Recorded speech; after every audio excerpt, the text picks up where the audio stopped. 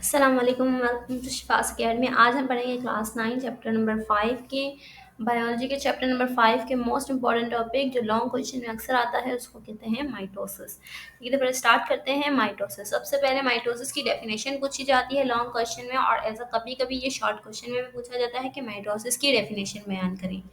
ठीक है, तो ये जो है ना, मैं आप लोगों को बुक में से इसलिए नहीं पढ़ा रही हूँ ताकि आप लोगों को जो है वो याद, आप लोगों को नोट्स भी मिल जाए। ठीक है, और ताकि आप लोग अपने बोर्ड के एग्जाम्स के लिए अच्छे से प्रिपेयर कर लें। ठीक है, तो स्टार्ट करते हैं। Mitosis in this type of cell division a parent cell divided into two daughter cell in a way that the number of chromosome in the daughter cell remains the same as the parent cell।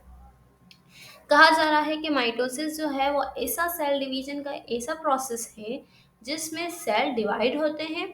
Apparent cell divide होते हैं। Parent का cell दो daughter cells में, मतलब उसके अंदर एक parent cell होता है वो दो डॉटर सेल्स में डिवाइड हो जाता है। ठीक है, और इस अमल के दौरान इस अमल के दौरान नंबर ऑफ क्रोमोसोम्स जो होते हैं, मतलब जो क्रोमोसोम्स क्या होते हैं मैं पिछली वीडियो में बता चुकी हूँ। क्रोमोसोम्स सिंपल जो है दागे नुमा स्ट्रक्चर होता है, और वो पूरा गुच्छा होता है जो एक्स की शक्ल में अपने आप को क्या कर रहा होता है। वो गुच्छा जो है अपने आप को एक्स की शक्ल बना रहा होता है, उसको हम कहते हैं क्रोमोसोम्स। ठीक है, तो इस अमल के दौरान जो नंबर ऑफ क्रोमोसोम्स होंगे ना, जिस तरह से आप एक पेरेंट सेल है उसमें से दो डॉटर सेल्स बने हैं। ठीक है, तो पेरेंट्स में जो है वो अगर 46 क्रोमोसोम्स हैं। ठीक है, एग्जाम्पल दे रही हूँ, अगर 46 क्रोमोसोम है, दो डॉटर सेल जो बने होंगे और के अंदर क्या होंगे 46 क्रोमोसोम 46 क्रोमोसोम। ठीक है, ऐसा नहीं होगा कि 46 का हाफ हाफ आए, दोनों के अंदर सेम आएंगे। ठीक है, तो इसको हम क्या कहते हैं, इस सेल डिवीजन के अमल को हम कहते हैं माइटोसिस। ठीक है, डेफिनेशन आपको याद होनी चाहिए, मैं दोबारा बता रही हूँ, आप लोग के लिए मोस्ट इंपॉर्टेंट है। तो माइटोसिस के फेजेस क्या हैं, डिवाइडेड इनटू टू फेजेस। एक होता है कैरियोकाइनेसिस, कैरियो, और दूसरा होता है साइटोकाइनेसिस। कैरियोकाइनेसिस का मतलब क्या है, कैरियो लैटिन वर्ड है। ठीक है, लातीनी जुबान का वर्ड है, इसका मतलब होता है न्यूक्लियस, और साइटो का मतलब होता है साइटोप्लाज्म। ठीक है, तो सबसे पहले न्यूक्लियस डिवाइड होगा और उसके बाद साइटोप्लाज्म डिवाइड होगा और फिर दो नए सेल प्रोड्यूस होंगे। ठीक है, तो स्टार्ट करते हैं। कैरियोकाइनेसिस मतलब न्यूक्लियस की डिवीजन कर रहे हैं दो हिस्सों में। The karyokinesis can be divided further for convenience into four phases which are. Karyokinesis जो है फर्दर डिवाइड होता है चार फेजेस में। ठीक है, ताकि वो न्यूक्लियस फिर कंप्लीटली डिवाइड हो जाए। ठीक है, और वो चार फेजेस कौन से हैं, प्रोफेज, मेटाफेज, एनाफेज और टेलोफेज। ठीक है, स्टार्ट करते हैं फिर। ये पूरा माइटोसिस का पूरा चार्ट है प्रोफेज से। ठीक है, प्रोफेज आपकी प्रोफेज, मेटाफेज, एनाफेज, ये मोस्ट इंपॉर्टेंट फेजेस हैं। ठीक है, जो लॉन्ग में पूछे जाते हैं, आपकी बुक में जो है वो पैराग्राफ की शक्ल में है, और थोड़े वर्डिंग भी मुश्किल है, इसलिए मैंने ये बुलेट्स की शक्ल में और एज ए नोट्स की तरह आप लोगों के लिए बनाए हैं, ताकि आप लोगों को, और आसान वर्डिंग यूज़ किया ताकि आप लोगों के लिए याद करने में आसानी हो। ठीक है, तो प्रोफेज स्टार्ट करते हैं। Prophase is the first stage of mitosis, सबसे पहला स्टेज है माइटोसिस का। During prophase the chromatin material condense called chromosome. अब क्या होता है, प्रोफेज जो है ऐसा फेज है जिसमें क्रोमोसोम बनना होता है। ठीक है, क्रोमोसोम जो है ना, एक्स का दागे नुमा शक्ल, ये रहा एक्स नुमा, ये देख रहे हैं आप, एक्स नुमा दागे नुमा जो शक्ल है ना, ये क्रोमोसोम है। लेकिन ये क्रोमोसोम बनने से पहले जो है ना इस शक्ल में होता है। देखा इंटरफेस जहाँ पर लिखा हुआ है ना, ये देखिए धागे इस तरह के गुच्छे नुमा धागे हैं। सबसे पहले ये क्रोमोसोम इस शक्ल में होता है। ठीक है, लेकिन जब प्रोफेज में एंटर होता है तो ये जो धागे नुमा गुच्छा है ना, क्रोमेटिन मटीरियल, ये अपने आप को इस शक्ल में, एक्स शक्ल में, क्रोमोसोम की शक्ल में ले आता है। ठीक है, सेकेंड क्या है, the chromatids are attach to each other at centromere. अब देखें, ये येलो कलर का और जो ब्लू कलर के एक्स की शक्ल के जो ये क्रोमोसोम है, उनके सेंटर में देखें एक सर्कल नुमा एक स्ट्रक्चर है, इसको हम कहते हैं सेंट्रोमियर। और ये क्या कर रहा होता है, ये दो क्रोमोसोम, दो, ये दरअसल जो है ना एक एक्स की डंडी होती है और दूसरी डंडी होती है। ठीक है, ये दोनों एक दूसरे के साथ जुड़ी हुई कैसे होती है, ये इस सर्कल के साथ जुड़ी हुई होती है, जिसको हम कहते हैं सेंट्रोमियर। ठीक है, अब इसमें क्या है, जब ये प्रोफेज स्टार्ट होगा तो न्यूक्लियर मेम्ब्रेन ब्रेक्स डाउन। तब क्या होगी, न्यूक्लियर मेम्ब्रेन, न्यूक्लियस के पास एक मेम्ब्रेन है, चैप्टर नंबर 4 में पढ़ाया था। न्यूक्लियस के पास एक पूरी मेम्ब्रेन होती है, झिल्ली होती है, ठीक है, जिससे पता चलता है सेल के अंदर कि ये न्यूक्लियस है और ये साइटोप्लाज्म है। जिस तरह से हम अंडे की बात करते हैं, अंडे में क्या होती है, जर्दी होती है और उसकी वाइट जो वाइटिश स्ट्रक्चर हिस्सा होता है, ठीक है। तो वो जर्दी और जो उसकी वाइट हिस्से में कैसे पता चलता है, क्योंकि उन दोनों के दरमियान में झिल्ली होती है, ठीक है। तो वो झिल्ली की तरह समझ लें, न्यूक्लियस भी सेल भी इसी तरह का है। एक वाइट स्ट्रक्चर है जो साइटोप्लाज्म है और जो बीच में जो जर्दी होती है, ठीक है, जो येलोइश स्ट्रक्चर होता है, वो क्या है, न्यूक्लियस होता है, ठीक है। तो ये जो प्रोफेज में ये न्यूक्लियर मेम्ब्रेन अपने आप को तोड़ने लग जाती है, ब्रेक डाउन हो जाती है, ठीक है, डिकम्पोज हो जाती है। The chromosome move to opposite pole of the cell and begin to form spindle fibres. अब क्या होगा, अब देखें आप दो, आपको ये नजर आ रहे हैं ब्राउन या रेड कलर के ये दो स्ट्रक्चर हैं इन क्रोमोसोम्स के ऊपर और नीचे की दरमियान। इनको हम कहते हैं, क्या कहते हैं, इसको हम कहते हैं पोल्स, ठीक है, अपोजिट पोल्स। ये पोल्स जो है दरअसल इनको हम सेंट्रियोल कहते हैं, ठीक है। ये क्या कर रहे होते हैं, ये अपने अंदर से एक ऐसे धागे नुमा वो बना रहे होते हैं, स्पिंडल्स बना रहे होते हैं जो क्रोमोसोम्स को खींचते हैं, ठीक है। क्योंकि हमें दो सेल बनाने हैं, तो दो सेल को बनाने के लिए हमें क्रोमोसोम को अलहदा करना पड़ेगा, ठीक है।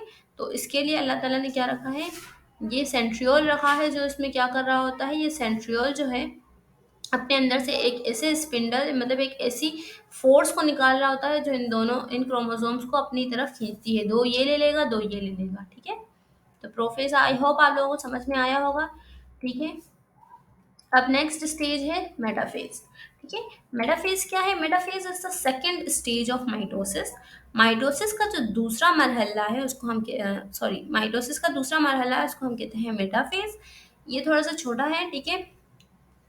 During this phase, each chromosome arrange itself on the equator of the spindle. मैंने अभी क्या कहा, ये देखिए, ये ब्राउन कलर के जो दो स्ट्रक्चर्स हैं ना, इसको हम, हाँ, ये अपने अंदर से क्या निकाल रहे हैं, एक ऐसी फोर्स निकाल रहे हैं जो आप लोगों को लाइन की शक्ल में नजर आ रही होगी, dot dot dot dot line होगी, ठीक है।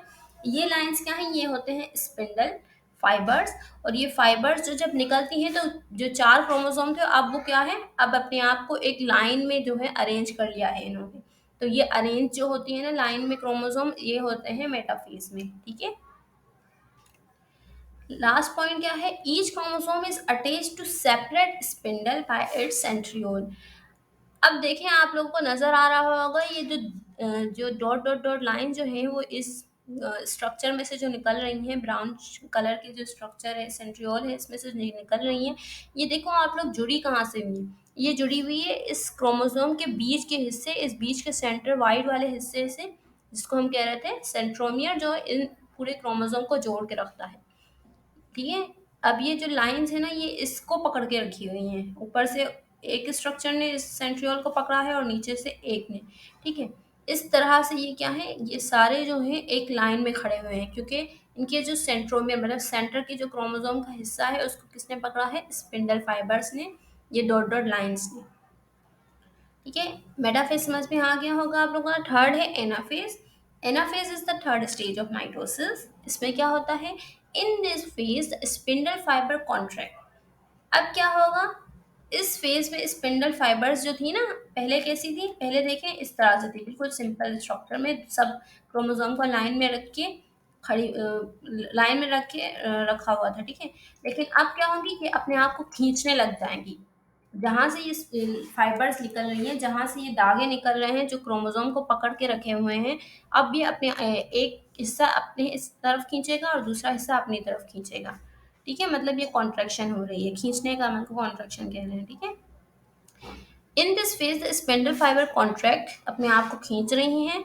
सेंट्रोमियर, मतलब जो सेंटर का हिस्सा था क्रोमोसोम का, जो व्हाइट कलर का, centromere of chromosome divide and the chromatid of each chromosome separate from each other, ठीक है। अब देखें इस स्ट्रक्चर में, ये जो पूरा एक स्ट्रक्चर था, एक्स क्रोमोसोम था, ठीक है। अब वो क्या है, उस वो जो है टूट गया है, ठीक है। आधा सेंट्रोमियर उसके पास गया है, आधा इसके पास। दो स्ट्रैंड जो थे, पूरे एक्स जो है उसमें कितने होते हैं, अगर हम उनको देखें तो वो चार होते हैं, ठीक है। एक्स के आर्म्स जो है वो चार होते हैं, तो दो ऊपर गए और दो नीचे गए हैं, ठीक है।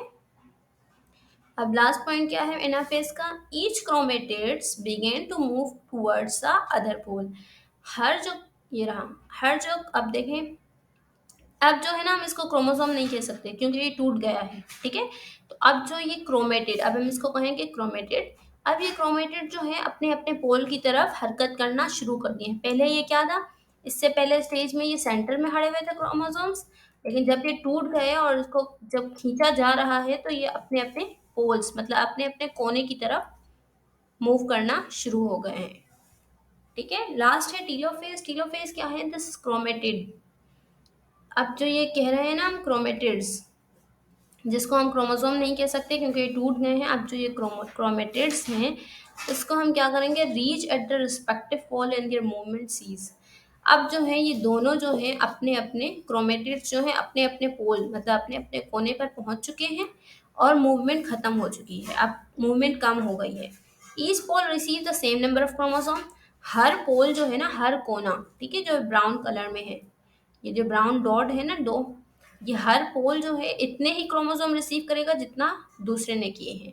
देखिए सपोज यहाँ पर चार चार क्रोमेटिड है तो ऊपर भी कितने हैं, चार होंगे।